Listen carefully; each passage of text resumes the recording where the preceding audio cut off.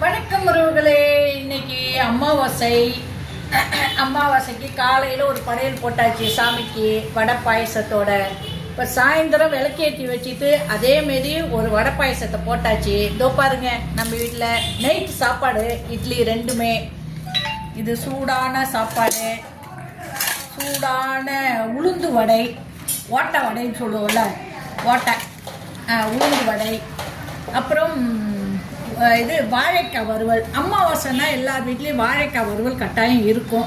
அதே தினம் வாழைக்காய் வறுவல், பீட்ரூட் பொரியல், காலையில் கேரட் பொரியல், இப்போ பீட்ரூட் பொரியல். அப்புறம் காலையில் சாம்பார்மா. இன்னைக்கு புளி இல்லாத குழம்பு. இது புளி இல்லாத குழம்பு. காலையில் தான் சாம்பார் அமாவாசைக்கு, இப்போ புளி இல்லாத குழம்பு. இந்த அப்பளம்.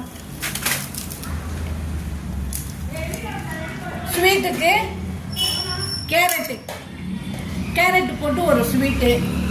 ஏன்னா காலையில் பாயசம் வச்சதுனால பசங்க விரும்ப மாட்டேங்கிறாங்கனால கேரட்டு போட்டு ஒரு ஸ்வீட்டு. இதுதான் நம்ம வீட்டில் இன்றைக்கி நைட்டு சாப்பாடு. வாங்க, இன்னைக்கு இட்லி இருக்குது. இட்லி இருக்குது பாருங்க, சூடான இட்லியை மறந்துட்டேன். இட்லியை பார்த்தாச்சா? இட்லி, வடை, சோறு எல்லாம் இருக்குது. வாங்க சாப்பிடலாம். பிடிச்சிருந்தா லைக் பண்ணுங்கள். உங்கள் வீட்டில் என்ன டிஃபன் சொல்லுங்கள், சாப்பாடா டிஃபனான்னு. பிடிச்சிருந்தா லைக் பண்ணுங்கள், கமெண்ட் பண்ணுங்கள், ஷேர் பண்ணுங்கள், சப்போர்ட் பண்ணுங்கள். வீடியோஸ்க்கெல்லாம் லைக்கை போட்டு விடுங்க. பாய்.